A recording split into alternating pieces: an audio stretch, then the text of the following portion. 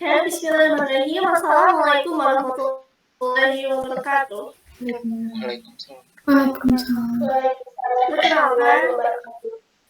Perkenalkan kami di sini dari kelompok manajemen pemasaran kelompok 2 akan memaparkan tentang Syariah Business Plan yang berjudul Polban Syariah Microfinance.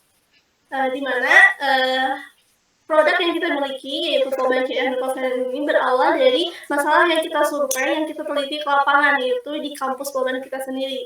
Yang mana masalahnya itu adalah banyak sekali mahasiswa Polban yang memiliki UMKM yang sudah berjalan namun stuck, berhenti, ataupun mahasiswa-mahasiswa yang memang mau mencoba untuk memulai bisnis kecil-kecilan, tetapi mereka tuh masih terkendala oleh biaya. Menanggapi dari masalah tersebut, kami merancang sebuah platform yang mampu menangani masalah yang dialami oleh para bisnis-bisnis di mahasiswa Polban ini.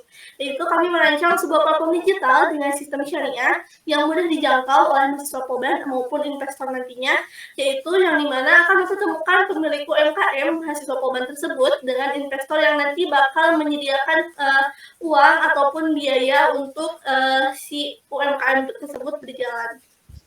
Selanjutnya, Syariah Business Plan ini disusun oleh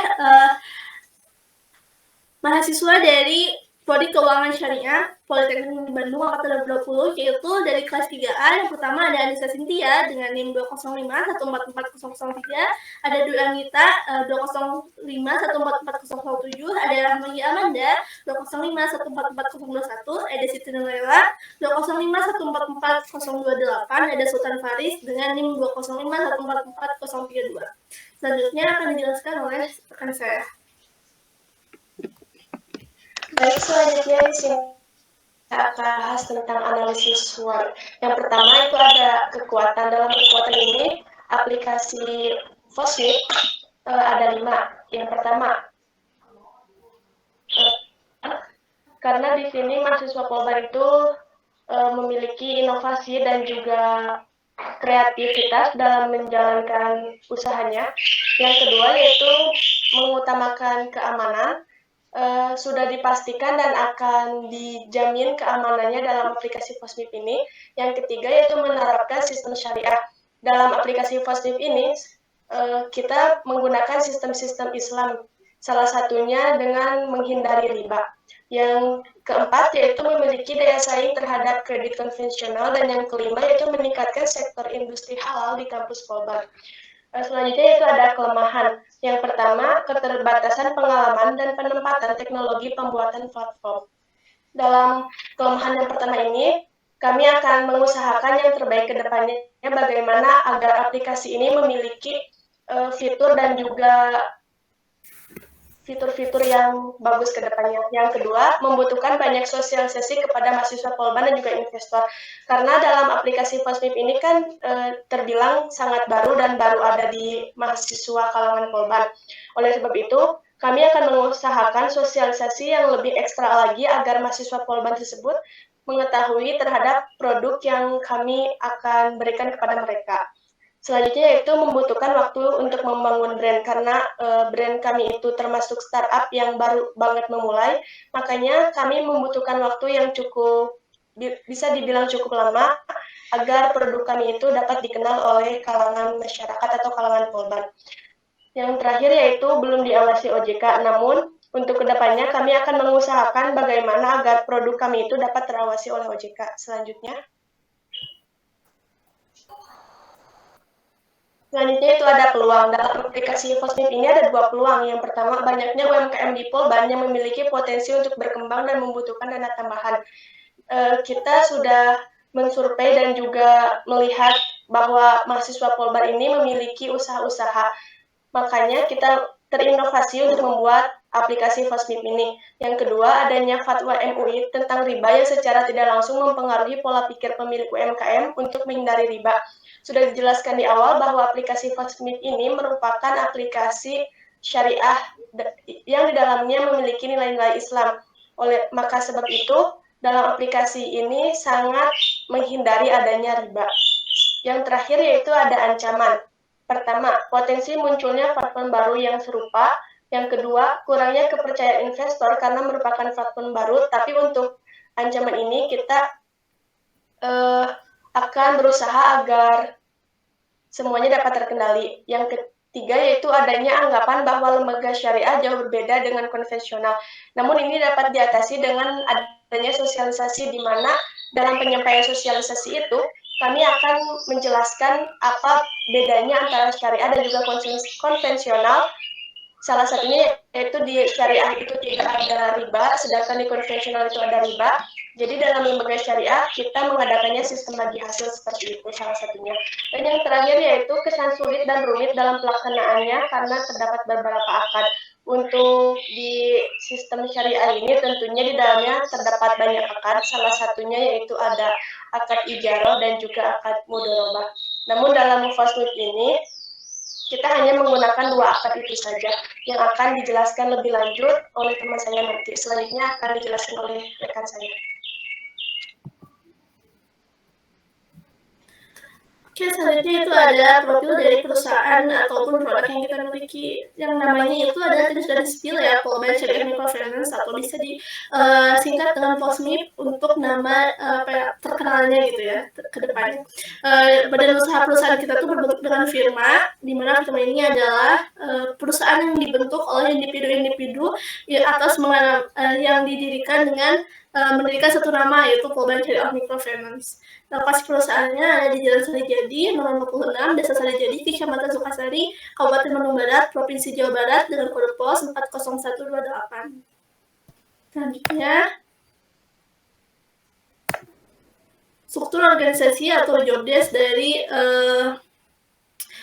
organisasi ataupun perusahaan yang kita miliki. Yaitu yang pertama ada Chief Executive Officer, yaitu Sultan Paris, di mana CEO ini bertanggung jawab untuk mengembangkan terus menilai strategi bisnis perusahaan dan menentukan profitabilitasnya. Yang kedua ada Chief Financial Officer, yaitu Rahmalia Amanda, yang dimana bertanggung jawab tentang keuangan yang kita gunakan ataupun pengeluaran dan pemasukan yang ada di POSMIP ini. Terus ada Siti Nurayala sebagai Chief Marketing Officer, ini bertanggung jawab tentang bagaimana kita bisa mempromosikan ataupun menawarkan produk kita kepada investor maupun kepada UMKM. Terus ada Chief Operating Officer, yaitu saya sendiri, yaitu dua kita, yang dimana bertanggung jawab untuk memberikan manajemen dan untuk memastikan bahwa bisnis yang kita miliki itu efektif, termonitoring, dan berjalan sesuai prosedur yang telah kita tetapkan.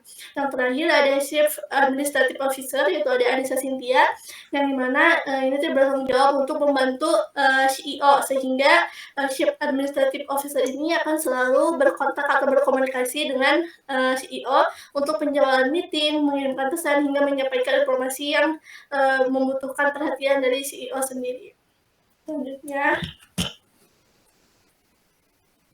di sini ada kayak partner ataupun partner yang akan nanti kita ajak kerjasama di POSMIP ini. Yang pertama ada UKM Wirus, di mana UKM Wirus itu salah satu UKM yang memang mewadahi mahasiswa Polban yang memang mempunyai minat lebih untuk di bidang wirausaha gitu. Dengan adanya POSMIP ini bisa mendukung bagaimana mereka itu mendapatkan dana dan bagaimana bisa lebih memproduktifkan wirausaha yang mereka miliki. Dengan ada di UKM Wirus juga kita bisa meningkatkan ataupun membantu branding dari POSMIP ini sendiri untuk memperkenalkan kepada mahasiswa Polban.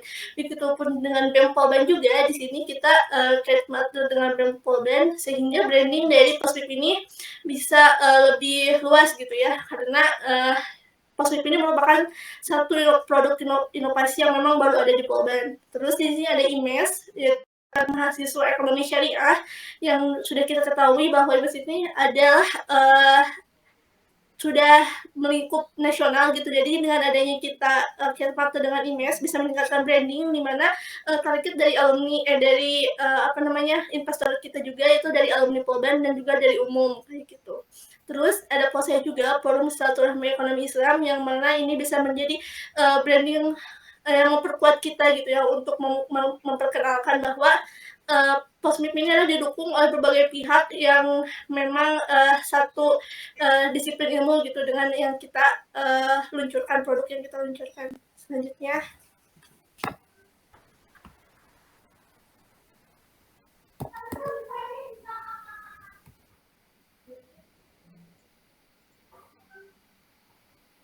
Selanjutnya di sini ada logo dan nama produk dari produk kami itu Polbank Syariah Microfinance atau POSMIF, dan ini logonya. Cara konsumen menggunakan produk kami di sini yaitu platform ini dapat diunduh oleh konsumen Google Play Store atau App Store lainnya yang dipergunakan untuk investor khusus wilayah Jawa Barat dan UMKM khusus mahasiswa aktif Politeknik Negeri Bandung dengan via smartphone dan dapat mengakses melalui website berbentuk platform digital. Untuk platformnya sendiri lebih lengkapnya akan dijelaskan oleh rekan saya. Baik, berikut adalah tampilan fitur-fitur yang terdapat pada aplikasi.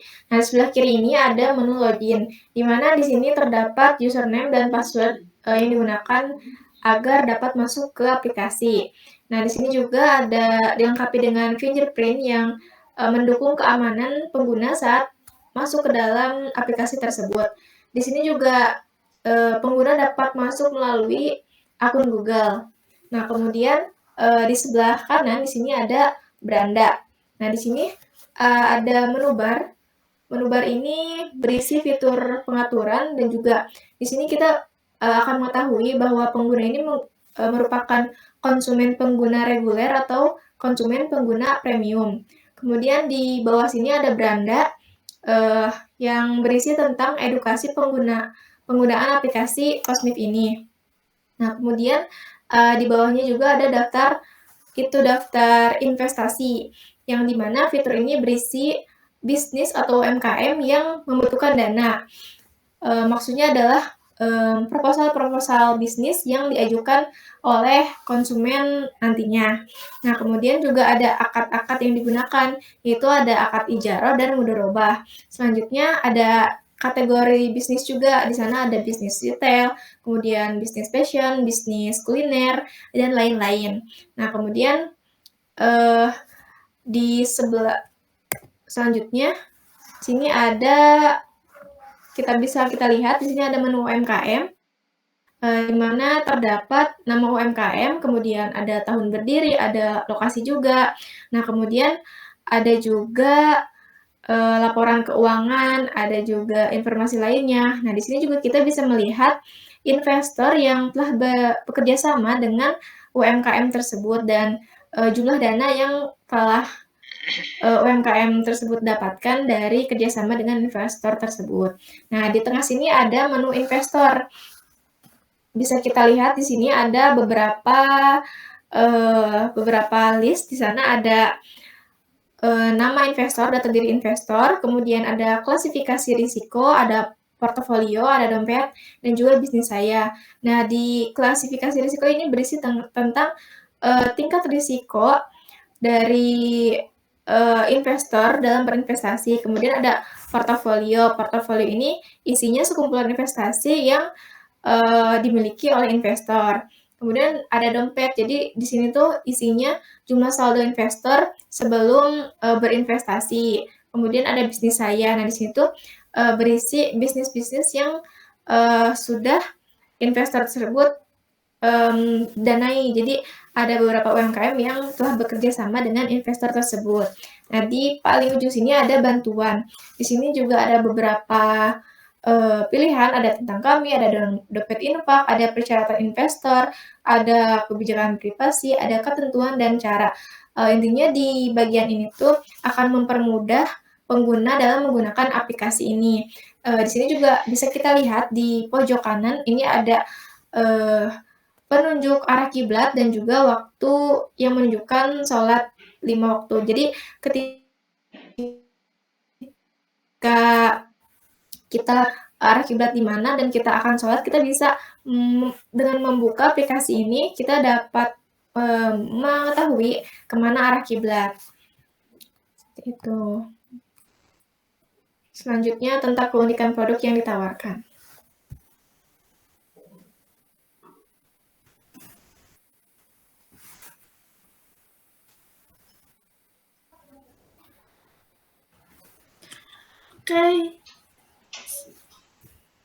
Oke, selanjutnya di sini ada keunikan produk dan kelebihan dari produk itu sendiri. Yang pertama, keunikan produk yang ditawarkan oleh kami itu adalah sistem bisnisnya sesuai syariat Islam. Ini merupakan suatu jebolan yang mana banyak pinjaman-pinjaman pembiayaan, tapi itu masih bersifat konvensional. Tapi di sini kita menyediakan dengan sistem syariat Islam. Terus yang kedua, ada jenis usaha UMKM halal dan jelas. Jadi di dalam produk kita itu tidak semena-mena kita mengakses atau memverifikasi UMKM yang akan kita pasarkan di pasaran, tapi kita benar-benar bakal memfilter jenis bisnis atau UMKM apa aja gitu yang layak untuk dipasarkan kepada investor gitu ya. Untuk selanjutnya ada produk UMKM, perkembangannya dapat dilihat oleh investor. Jadi nanti ketika si UMKM dan investor itu sudah bekerja sama, nanti investor itu dapat melihat perkembangan sejauh mana bisnis mereka bekerja dan sejauh mana bisnis mereka itu bisa mendapatkan profit dari modal yang sudah diberikan oleh investor itu sendiri. Terus selanjutnya di sini ada keunikan dan kelebihan yang tidak dapat ditiru. Yang pertama, produk syariah microfinance ini pertama yang ada di Polban untuk mendukung produktivitas mahasiswa. Jadi ini tuh inovasi pertama, produk pertama yang bisa mendukung membiayai, menjembatani mahasiswa yang kekurangan biaya untuk meningkatkan produktivitas dari bisnis yang mereka miliki ataupun dari mereka yang ingin membangun bisnis, sehingga produktivitas mahasiswa itu bisa meningkat dan kita bisa mendorong mandiri finansial di pada mahasiswa-mahasiswa yang ada di kampus Polban itu sendiri. Lalu terdapat manfaat yang didapat dari fitur premium bagi UMKM. Jadi di dalam produk kita ini ada dua jenis pengguna, yaitu ada pengguna premium dan pengguna reguler, di mana nanti pengguna reguler ini tidak memiliki akses atau layanan-layanan yang dimiliki oleh pengguna premium UMKM itu sendiri. Terus target pasarnya adalah mahasiswa Polban dan perusahaan yang dikelola oleh mahasiswa Polban. Seperti yang kita ketahui, target dari produk kita itu ada UMKM dan investor itu sendiri. Nah, di mana target yang kita itu untuk UMKM-nya itu dikhususkan pada mahasiswa Polban ini. Yang tujuannya tadi untuk meningkatkan produktivitas dan untuk mendorong mahasiswa untuk bisa mandiri finansial. Terus untuk dari investor itu sendiri, kita itu mengambil dari alumni-alumni Polban ataupun dari umum yang ada di sekitar Jawa Barat. Selanjutnya bakal dijelaskan oleh teman saya. Selanjutnya ada customer segment. Nah, di sini terdapat 3 segmentasi, yaitu demografi, kemudian geografi, dan psikografi. Nah, di sini ada demografi, yaitu kami memfokuskan kepada investor yang tersebar di wilayah Jawa Barat dan UMKM yang tersebar di kampus Polban. Kemudian yang segmentasi geografi, yakni terintegrasi di Jawa Barat. Nah, di segmentasi demografi dan geografi ini, mengapa kami memfokuskan pada wilayah Jawa Barat? Karena bisnis kami ini bisnis yang baru rilis, sehingga kami lebih memilih untuk bergelut di ranah yang lebih kecil terlebih dahulu. Nah, nanti bisa saja setelah bisnis kami berkembang, segmentasi ini berubah menjadi lebih luas lagi. Kemudian yang ketiga ada segmentasi psikografi, yaitu difokuskan kepada era digitalisasi saat ini yang menuntut semua orang untuk beradaptasi dengan teknologi. Nah, sehingga kami menawarkan platform digital untuk meningkatkan ekosistem keuangan syariah micro fintech ini dengan pemanfaatan teknologi menuju era 6.0.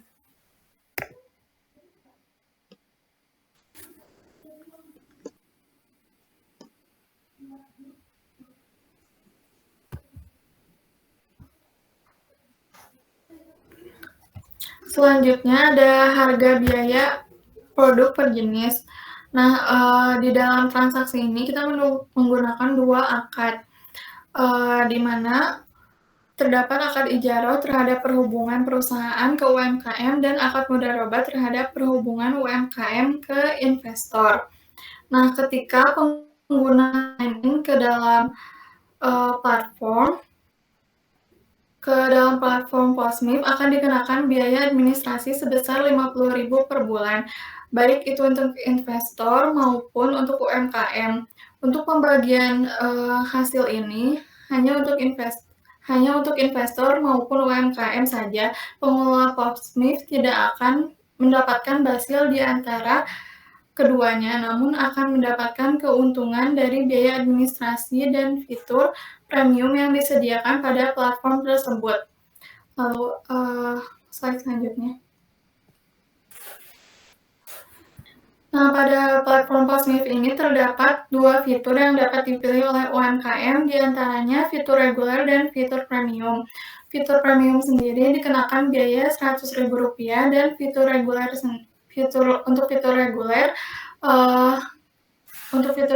sendiri gratis, namun fitur premium memberikan beberapa benefit, diantaranya yaitu mendapatkan kelas pengembangan bisnis, penjadwalan iklan pengembangan bisnis, dan modal lebih dari 5 juta, sedangkan fitur reguler sendiri hanya mendapatkan maksimal 5 juta.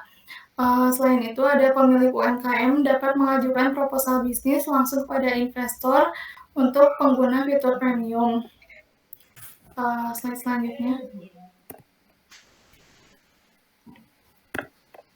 Selanjutnya di sini saya akan membahas tentang SOP atau proses dalam transaksi bisnis dan layanan jasa platform Postmip. Dalam Postmip ini itu ada dua akad, yaitu ada akad ijarah dan juga dan akad mudharabah. Untuk Postmip kepada UMKM dan juga Postmip kepada investor itu menggunakan akad ijarah, sedangkan di antara UMKM dan juga investor itu menggunakan akad mudharabah. Yang pertama saya akan menjelaskan akad mudharabah. Maksudnya saya akan menjelaskan tentang akad ijarah. Akad ijarah ini yaitu akad yang digunakan antara Postmip dan UMKM serta antara Postmip dan investor, di mana UMKM dan investor hanya mendapatkan manfaat dari aplikasi yang sudah disediakan tanpa adanya pemindahan kepemilikan. UMKM dan investor dapat menggunakan semua fitur yang sudah disediakan dalam aplikasi setelah melakukan pendaftaran dan pemenuhan syarat administrasi. Namun di dalamnya juga tadi sudah disebutkan bahwa ada akun premium yang memiliki manfaat lebih dibandingkan dengan akun reguler. Selanjutnya.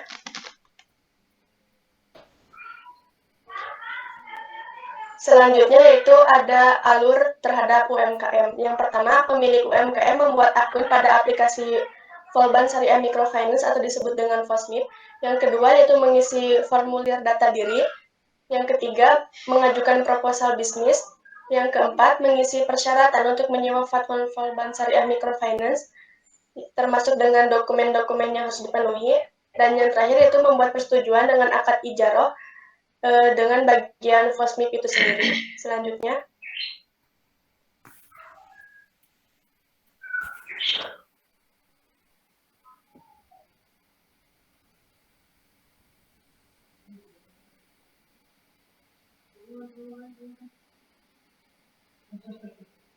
Selanjutnya yaitu investor. Yang pertama, calon investor membuat akun pada aplikasi Postmip. Yang kedua, mengisi formulir data diri dan persyaratan untuk menyewa aplikasi Postmip. Yang ketiga, membuat persetujuan dengan akad ijarah antara investor dan juga Postmip. Dan yang terakhir yaitu dapat mengakses proposal bisnis yang diunggah oleh pemilik UMKM. Di situ dapat memilih investor ingin menginvestasikan kepada UMKM yang mana. Selanjutnya akan dijelaskan oleh rekan saya terhadap akad mudharabah. Baik, di sini kita juga menggunakan akad mudharabah. Akad mudharabah ini antara UMKM dan investor. Akad yang digunakan dalam investasi kepada UMKM adalah akad mudharabah beli pihak investor yang memberikan dananya untuk membiayai UMKM. Keuntungan usaha akan ditentukan oleh pihak UMKM dan investor pada saat kerjasama disetujui. Selanjutnya dijelaskan oleh rekan saya.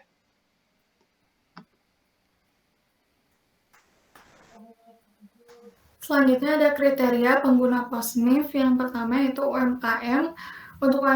Untuk kriteria dari UMKM sendiri yaitu laki-laki dan perempuan, minimal usia 18 tahun, memiliki KTP dan KTM Polban, serta memiliki usaha. Sedangkan kriteria untuk investor yaitu laki-laki dan perempuan, minimal usia 18 tahun, memiliki KTP, dan berdomisili di Indonesia khusus Jawa Barat. Dokumen yang harus disiapkan ketika mendaftar sebagai user POSMIF sendiri, yaitu untuk UMKM, ada data identitas diri, data identitas bisnis usaha yang digunakan untuk menjalankan usaha, mencantumkan proposal usaha dan dokumen-dokumen bisnis. Untuk investor, data identitas diri, minimal modal 100.000, serta dokumen komitmen kepada perusahaan.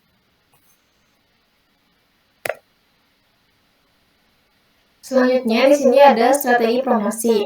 Dalam membangun bisnis Polbank Syariah Microfinance ini, kami menggunakan strategi bisnis yang akan dibagi menjadi beberapa tahap, yaitu ada 2 bulan pertama, kemudian 2 bulan selanjutnya, dan bulan selanjutnya, dan seterusnya.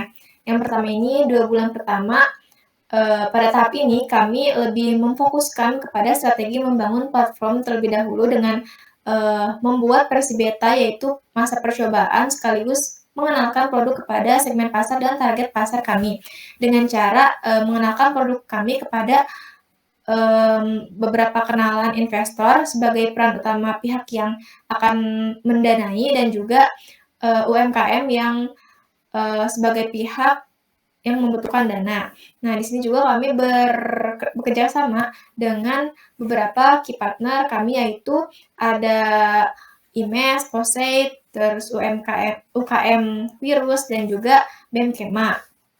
Nah, sebagai langkah awal mengenalkan produk ini, kami akan melakukan sosialisasi dan menerapkan strategi promosi dengan menetapkan harga diskon untuk 50 orang pertama, sedangkan kepada investor kita akan memanfaatkan relasi di dalam dan di luar kampus. Kemudian 2 bulan selanjutnya, setelah melalui versi beta testing, pada tahap ini kami mulai mempromosikan platform ini ke tahap promosi media sosial. Nah, di sini kami membuat akun-akun media sosial seperti Instagram, Twitter, dan TikTok untuk bisa mempromosikan lebih luas ke kalangan luar sana. Kemudian kami juga mendaftarkan platform ini untuk promosi di App Store dan Google Play Store agar platform kami bisa muncul di beranda awal App Store ataupun Google Play Store. Jadi maksudnya ketika pengguna membuka Google Play Store atau App Store, di sana langsung ada promosi tentang produk kami. Jadi tidak usah mencari terlebih dahulu. Kemudian pada tahap selanjutnya, bulan selanjutnya, dan seterusnya, pada tahap ini kami masih mempertahankan kenalan orang terdekat untuk berinvestasi dan juga terus mengembangkan di media sosial. Kemudian kami akan melakukan endorsement ke public figure yang bergelut di bidang investasi ketika bisnis ini sudah mulai berkembang. Selanjutnya, tentang perencanaan waktu dan pelaksanaan. Di sini perencanaan waktu yang udah kita lalui dan yang akan kita jalani nanti ke depannya.